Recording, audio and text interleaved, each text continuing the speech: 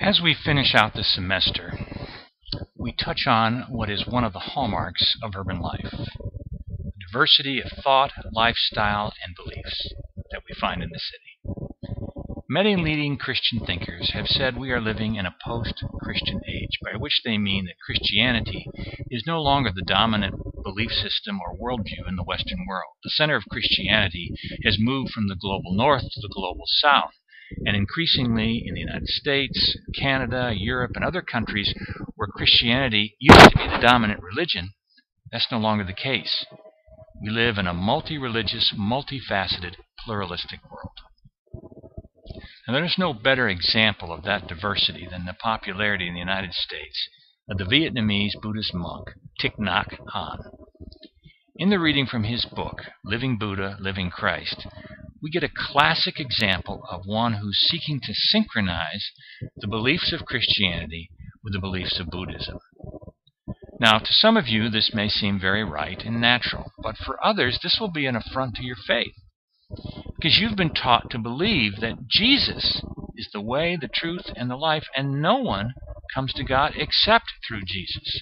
I mean, that's what he says in John chapter 15. So how do we live and work in a way that enables us to hold fast to our faith when not everyone sees things the way we do, or when people try to mix our faith with their faith in ways that may feel uncomfortable for us? I don't ask you to necessarily agree with Thich Nhat Hanh, but I do want you to consider his words closely. Now, one of the reasons for the demise of the Christian faith in the West is the historical fact that for centuries biblical passages and Christian ideas have been used to justify some of the world's most horrific atrocities.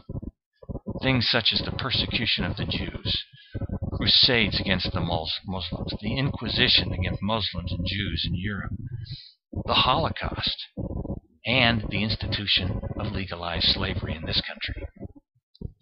James Cone, a black liberation theologian, challenges traditional Christian beliefs because of the way they have been used to validate racism in U.S. history. So how do we live out a faith that has obviously been used to justify tremendous evil? We are going to be challenged at this level. How do we respond? Now, in the reading from Lesslie Newbigin, who for many years was a missionary in India, we get a paradigm for interacting with others across difference and disagreement. Newbigin worked in an environment that was highly diverse and highly dominated by the Hindu religion, yet he was a Christian missionary. Now, you may find his way of dealing with difference to be helpful. You might find it insufficient for your needs. The point is to get us thinking about how we live out our faith in an environment where some of the basic tenets that we believe may be questioned or even challenged. How do we live out our faith in the pluralistic environment of the city? Now, we're not going to come up with any hard and fast answers to these questions raised by these authors, but the point is to get us thinking about